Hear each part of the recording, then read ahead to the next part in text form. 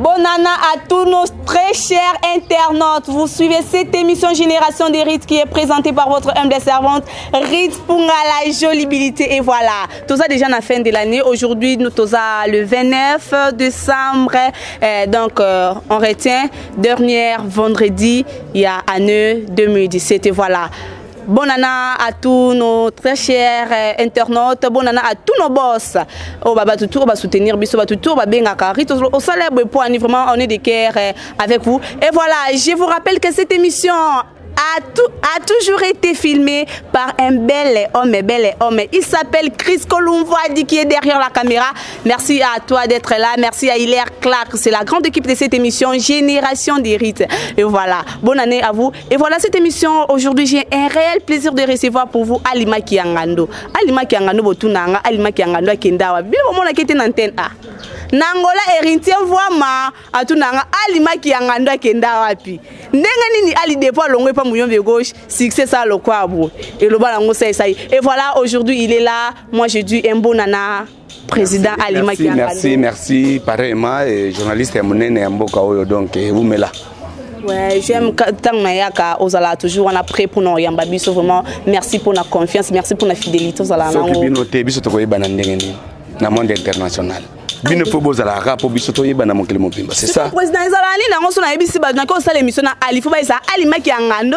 C'est comment Kiangando uta parce que ngalo zala na maki. En tout cas, merci beaucoup vraiment na question on a vraiment bana poto vraiment bana mokili mobimba vraiment boyeba tina vraiment ya kombo wana Alima Kiangando. Omoni Kiangando hein. Ce qui va péter, hein, ils allaient elengi pe guna munoko na kolia. Mais quand on sali erreur que quoi est pasuki, po yango ezalaka. Et senga kama po ozana po saba pesa mususu. Et senga yango ezalaka, et senga kaliwa ya mutu soit makela mutu esopana. Voilà. Comme ya Alima Kiangando. Nana pesa kombo wana. Euta musika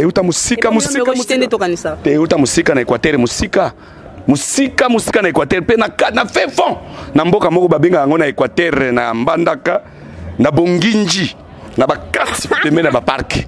Et voilà, le président Alima Kiangando tout ça déjà à la fin de l'année, so peut-être tout le là sur l'actualité. So kinina déjà qui se passe et les cas entre bino ba comédien association na bino, on va en parler au courant de cette émission. Maintenant lingana tout nanano. So to lobi actualité Alima Kiangando azanango actualité ni. Par rapport à nini? Par rapport à musalo yo sala, par rapport à musalo bato ba yebelio. Actualité ni Alima Kiangando azanango. Donc terrible danger donc masolo elengi kitoko ya kosangana te toti kosisa pièce na biso ya sika toti kosisa pièce na biso toti kosisa awa siko tokoti na pièce na biso ya sika tout se paye ici-bas. Oui. Donc ça dit masolo kitoko donc pandil pembeza likolo quoi donc masolo elengi donc posé donc toza toujours na temps quoi.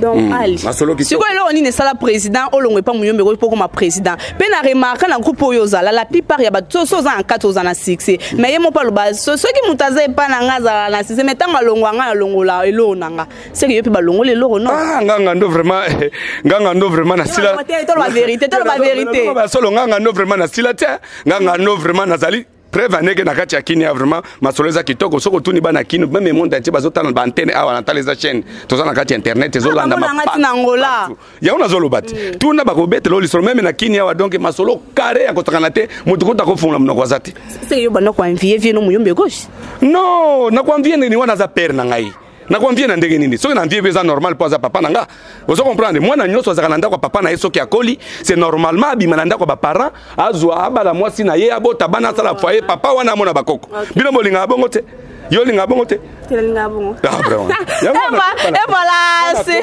ouais voilà coli mais lelo otolobela Alima Kiangando artiste comédien pardon aux associations nini aux associations il y a nani aux derrière artiste comédien nini tu soutiens quel artiste comédien oh ngana koza la derrière artiste nini yo soko lobina association oui bien sûr là je suis d'accord parce que awa na Kinshasa na Congo na biso na yebi tozana association moko ya président na biso Masumu de Brende ya la Kayala bon est-ce que les associations sumu so yo yebi peut-être informer ngalelo ponga na yebite nebika tozana association moko ya vie Masumu de Brende biso nyoso ba leader nyoso ya Congo Donc association moko tozana ngo l'état yebi yango wana. OK. Bokendaka ba réunion tu as lu de ce qui se passe déjà wana, mais qu'est-ce qui se passe président ngana to solo to sala émission ça fait 3 mois passés ezaki makambo oyo ya que président déjà sala ki jubilé na ye na palais du peuple parce que 2 fois jubilé on ne sait pas si c'était dit à quoi.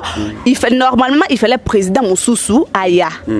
Tofotaka Macron, ezaki ka Macron est moko sai mais apparemment bino bato boza na association ya vie masumu de prendre botia siko libaya donc bimisi ba modéro et pas na okuno bimisa ka mwimba non je sais pas oyo ba no soutenir papa Alain président Alain pardon tozu Loulé et pas ya président Elombe tozu modéro on croyait peut-être que entre bango lokola ça peut-être so ka zuité il y aura un président mais si le président abimakate na association mais c'est dit à quoi c'est que bossa là qui motema mabe pona sai maman écoutez omoni biloko zolo bawana hein ozo comprendre ngana soutenir mutute ozo ngai na soutenir mutute donc ba kombo ndenge ya ki problème na biso zaki tozozela ba élection yesalema ozo comprendre na ko soutenir nani obe na ko soutenir nani tandis que donc ba élection yesalema te élection ti lelo nanu yesalema te mais président tozo nango actuellement lokola élection yesalema te ezali président Masumu yala ye wana Masumu de Brende c'est lui là notre président actuellement soki ya élection yesalemi soki matu mususu bakobima il y a pas de problème.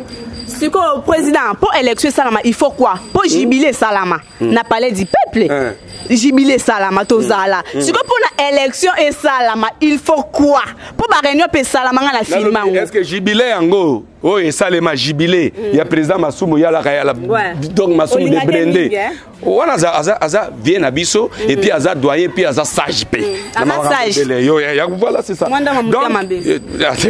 viens na zamte mabete papa aboti akoza mte mabete mutu encadré biso na association pendant des années azaka motema mabete akoma motema mabeka lelo le problème na biso zaki tozo de la élection et salema lokola élection nano est limité c'est-à-dire c'est le vieux Masumu nano aza wana Masumu de Brende vieux aza nano wana ya kolobaki no soki nini ngolobi nini tema mabeki jalo yoka nano okim sanga makamso cho loba we ko échapper nga olobi makambo ya nini ya jubilé et salema président Masumu asala jubilé na cadre ya musala na ye ya théâtre.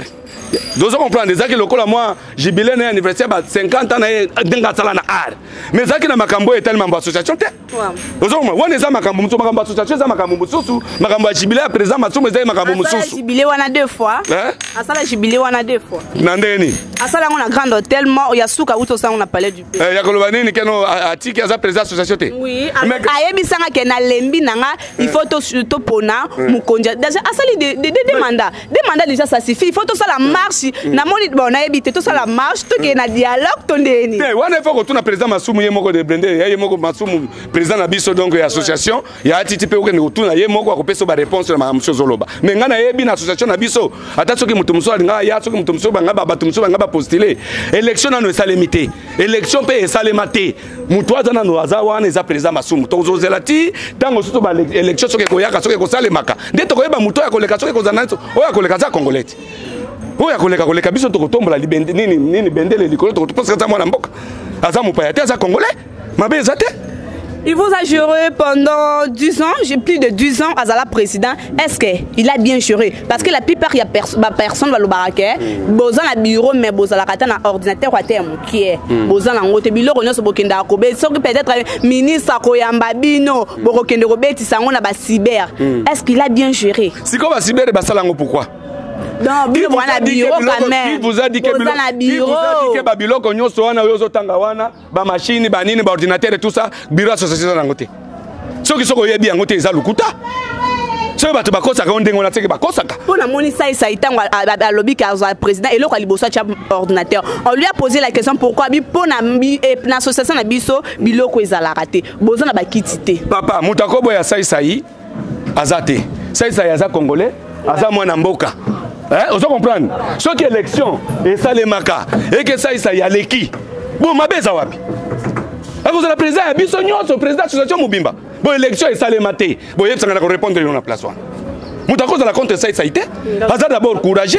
Aza kutu jeune na féliciter ma case parce que aza courageux. Ouais mais fona ko lo belo aboye. Ouais bon yo so ça nga émission pe na finga ça. Non, yo pas encourager mutu. C'est un jeune que j'aime beaucoup. Alors ça donc aza kuna benga d'abord c'est un courageux. Ataka musa ne bien vraiment ce que cause la ye lobby okuna. Ce qui un jour muta cause la président association na biso na moni mabe place ezate.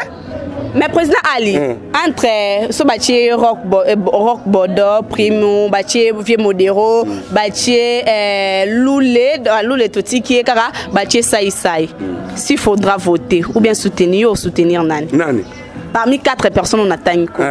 Ou soutenir Nani. S'il faudra ou soutenir Nani. C'est la zone de la tango mukolo élection ko banda. Mukolo élection ko salema. Ndio ko yeba muto ni ngana ko soutenir. Non élection to sala te non élection. Mais d'aba postuler. Oui, bitamu nga pe na ko postuler pe. Sina za congolais. Yo so poster sur bomi batu pour tirer bat mabaya to nini. Ça va so que ici il y avait vieux Muyombe gauche. Olingo voter nani. Muyombe gauche, Saï, Rock Bordeaux, Modéro ba postuler. 4 personnes wana yo soutenir na nos adhérents. Supposons. Ce qui élection ko sala makalambula wana. Ce qui nambula nini, ce qui élection est salemi, okoyeba mutuni na ko soutenir. Okoyeba. Et voilà président, aujourd'hui Alima Kiangando a quitté Muyombe gauche, tu es là na Muyombe gauche, tu fais ton parcours à toi, comment ça se passe est-ce que c'est facile? Non, c'est pas facile. Ce n'est pas facile. Et ça musala moko to sala kango, ils a pas si pesa. Maman, on dit musala to sala ka. Vous comprenez? Aux autres sala na ba F perso. To sala ka musala na ba effort personnel. Musala yo soko lingi yango te, je te dis bien. Oko sala yango te. Et ça ba to mususu ko vana na azana bureau azomona azana bien, azana calme tout ça, ba ko porter ta mususu ba critique belé sur nous les artistes. Mais façon to sala ka musala oyo, soki o vandi so zana motema te ko sala te. Parce que ça musala moko to sala na ba effort personnel, énergie faut ici là. Vous comprenez? Basite na no poya kozana no basite. Okomona kena obozana basite. Obi basite onyoso batu nyoso nde balinga kopesa banda kuna bango. Boko ko senga ndako beto boy na biso ba kokotela ngala butu. O to boy ba kokotela bango. Bato ba pesa ka biso basite bato ya motema malamu. Vous comprenez? Mais bato muso bazwa ka temps ya ko critiquer, mais ya ko soutenir bino po muso na ekene liboso ezalaka te. Ezaka pona ko critiquer, pona ko nuire. Vous comprenez? Muso lo eza passe. Maman, ce que je musala ngo tokangama nango lelo parce que ça destin eza musala tolinga ngo ozana eloko musu ya kosala te olingi yango mais toboya ka pe ba conseil za la bien po nini musala to sala ke sani ne kenda akali boso ozo comprendre mingi critique za mais musala eza pasi mama mutako sa yote. Mais président Alima Kiangando yo ba succès au sala et pas Muyombe gauche. Est-ce que ata moi sentir alors que tu ezangi pa na yo ata moi lititi mo bona lolemo. Boye mona ami andimana déjà kazala ndoki na TV Viana yo za rapproche na yeto ko longola te dans pire petit ya ye yo na ba succès nyo sa pesa oyo sala kuna na ba sira ba marque moi liti moi singa mo boye loke. Est-ce que vie tango soko kendo tuna question wana po alobaka ngo polele mutu nyoso ayi okaka ozo comprendre alobaka ne yango polele ozo comprendre po na ngai alinde lititi na ngai za nkolo Yesu nzambe asala kilola mokili président Alima Kiangando eza bongo. Donc les titres n'engagent pas nkolo. Yo zonya tena bayambi yo. On a Gilles Bumba wana, église de Dieu créateur, Jésus-Christ, Dieu de Sikatenda. Nde biso les titres na biso yango wana. Na les titres n'engagent Yesu. Andoro Yesu eloko mususu te. Vous comprenez? Kaka Yesu wana ndazo pesa mayele, kaka Yesu wana ndazo pesa vision, kaka Yesu ndesi manyonso. Mais pour ba commander ba vivre à l'étranger dans la diaspora, ba zo penser que bokabwana boza divisé par 2. Boza na bolingote et le quoi na yambe parce que nous chutons déjà vers la fin de cette émission. Oh lobanine. Zala censeur. Bobi association est divisée par 2. Qui mouté mama be mo ekota mwanda. Si association ngo ade yango mususu po de mususu zo tanga ngana yebi yango te. Peut-être yondo ko informer ngai, hein? Bana poto, bana king. Association mususu les grands journalistes, azo ebisanga ya wa tout ça. Association wana donge na yebi te so association mususu kombo nango nini. Mais ngana association zakaka. Atiti pe ya président Masumu de Brendende leader président na biso ye wana. Et vous avez l'amour. Ya makasi.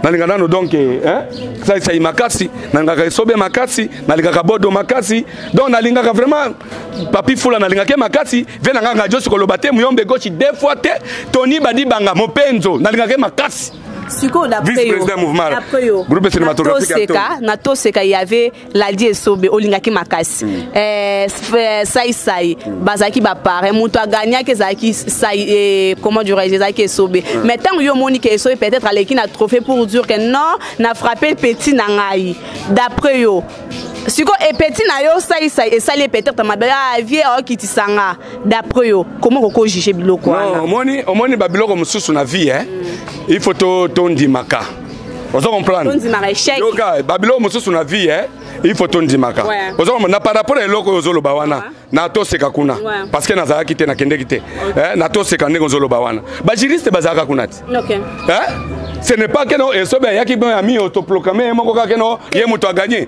ou bien ndeko nanga sasa ya bimika non ba juriste bazala ki kuna eloko yo ba juriste bango selon ndenge ba mona eloko ba juriste basala kuna yango biso nso tondimati vous comprenez na moni pe mabe moko za wana te soki lelo donc ezali ndeko nanga c'est peut-être soki azwa kite ezande kuna Esobe nde azwa kitamsu prochainement be mukolo mususu goya ye pe akozwa Esobe tamsu pe akoko eza makambo yaka ça arrive comme un problème azo kitisa ngai pona bétranger toza na bolingoté dans des trucs comme ça azo manquer ngai bon habité ba vie pe ba ko tonga na ndimi na ngai teke ezala ka bongo te parce que na bi basaka ba piri makati kucha kosakana te balingana na bango makati ko tona kati makambo na bango ko tano ko te pa ko tika na soni balingana na makati ne basaka ba comédie bazosala quand même fierté ya kati ya RDC c'est normal donc balingana bango makati eloko tamsu bato balobaliza basongi songi batenga ko mona batumbi bale bakangama te wana eza je ezali lisano yaki babetani o msusu azui o msusu abimi deuxième mabeza te vi ali ozala mari bikenga akamwaka avant ana oya ana olobaki na osala émission na ali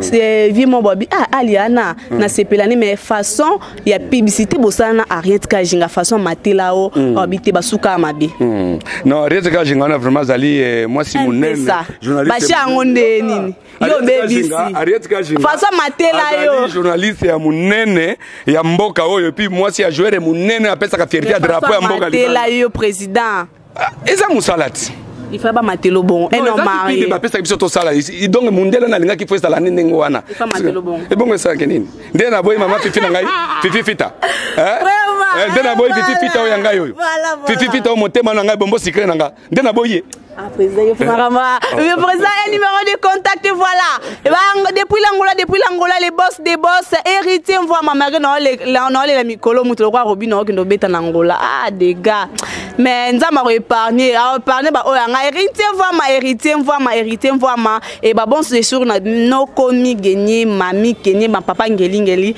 malgré moi mais sikayo sikaka yanga ya kati donc na Angola tout le monde peut-être année prochaine et voilà je vous rappelle que cette émission a été filmée par Bel et Homme Crisco Louvadi qui était derrière la caméra. Merci à la grande équipe de cette émission Génération des Rites et bonana ba meilleur vinanga à quoi triple H Hélène Kalé ma maman na Bianca Jing na Wej Lolo mi Lolo vraiment toutes mes félicitations madame Jing la première dame vraiment on est ensemble Alte Soana meilleure Vivienne Kaka triple maman RS vraiment on est ensemble avec vous Thierry Diawa vraiment on est ensemble ya Papi Wichima on est ensemble avec vous et voilà un numéro de contact puis non tangelo 5 artistes yo lobaka si ça va ou ça va pas mais puis ça biso na un numéro ya contact pour na ba vie tour bazolanda biso donc numéro na ngai vraiment bana kini bana poto bana monde entier ongozo l'impérial et ali maki yangando leader aux président ya groupe cinématographique Altoni chaque vendredi na 21h30 na antenne A chaque lundi na 11h08 na antenne A numéro na ngai ya contact ongozo ngai ozui plus 243 plus 243 84 46 94 390 ou plus 243 49 40 59. Voilà. Okay, merci pour la meilleure vie na yo ba tout ça qui et pas Ken Piana motamaka mon papouche ke ba comme la tayote na 2018 Caligula ate et là ta mon papouche na ngate motamakambu et voilà moi ba meilleure vie na et ça la bien quoi. Ba meilleure vie na ngai vraiment na zauti na d'abord na artiste na nga bala en Allemagne Sandy Senza na bali sebele na mobali na ye Pasteur France na Allemagne wana bambote na bino natali ko pesa mbote pa mama Beni Gracia maman ya Petit Sable na Londres place bozali vraiment bambote belé nazo pesa ba meilleur ba bonane na ngai epai ya PDG Tamaki epai ya Papi Fula epai ya chef José Mutingia na antenne A nazali ko pesa epai ya Papi Ushima nazali ko pesa epai ya Mama Jing na Wedge chef Baleke chef Noël Etunda wana mokonzi na biso bambote belé epai ya chef na biso PDG Ligal na Monsieur Omri DG na biso donc ça dit na antenne A Mobimba pe babonane na madame nanga Fifita bana nangai Chaloufa Ali Alfi Ali Umba Ali et puis Sublime Ali na Junior Ali bambote na bino nyonso. Ah oui. Ok, mais président, Tolongoli yo. Nanten appé Tolongoli. Donc comédien nyos ba président nyos Tolongoli. Mais so peut-être Tobi Toloba comédien moko a frappé année Mobimba. Tolongoli bino nyos nanten a. Comédien a frappé. Pas travailler dire d'après autant il a biso kato kabwana. Ngai. T'es envie Tolongola yo. Tolongoli yo. Parce que dans l'antenne a déjà aux félicité. Antenne A c'est déjà partout la toute première chaîne privée. Tous à la honte, tous à la fière la chaîne Abisso. Tolongoli yo. Tolongo peut balader. So peut te que la chaîne na yo za la dana bango. Donc tout temps ka comédien ou à libanda à travailler dur. Année on. En dehors la chaîne Abisso. Nago nani penza? Nani? Devos. Marie-Hélène, Caleb Toukebana.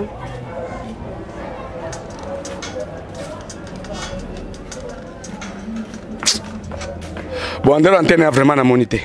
Ah. Vraiment, en dehors d'antenne, vraiment. Rando. Rando te. C'est la vérité. Mais ça rando te. Nzambe nanga. Est-ce qu'on a le banini bana poto? Na lobi en dehors d'antenne, à la monité. On se pela olinga bongote. Nalinga bongote. Bana adlinga bongote. Nalinga bongote. Vraiment bana poto vraiment na moni mututé voilà na regretta ça ipatikani makambo ya théâtre komani mutaba pibe voilà na lobi ça ipatikani théâtre komani mutaba pibe do moyo cité za ndenge nini wana zande kaka branche yo mtondolo eza branche kaka nde ya kati ya masolo ya vina ya salaka yo mtolobi eza yo ndo lobi yango na lobi wana zande branche mususu aza grand comédien mutu wana moni wana. Et voilà. Merci à Ken Piana Motomoko bien Motomoko très goût bon ça le kaba qui sont mais ba kokate yonde bangote Ken Piana mon papouche et voilà des musiques peut-être na comment la ngarit pour un piano et ça la ngarit na bossa ni kotinda nani bokilo na ngamoko le susu wana na bossa ni kotinda afana na Paris na Paris Kayembe uzoma Kayembe donc nani Kayembe mobali à Candy Maniko Kayembe. Et voilà, merci à Chris Coquelin Louvadi d'être là, merci à Hilaire Clark na montage. Et voilà, tous nana à tous nos internautes et chaque dame, grande dame, je te dédie cette émission Sœur Pauline Lutumba, je te dédie cette émission Sœur Pauline Lumumba. Lumumba, donc grande dame, chic dame, non, toi tu restes. Un grand maman avec un grand cœur, vraiment Oumela, Zala, Sœur Pauline Lutumba, je te dédie cette émission Génération des Riches. Et voilà, bye bye. Kayembe wanozo mona wana Kayembe. Mbala mani, ya maniko. Ok, bye bye.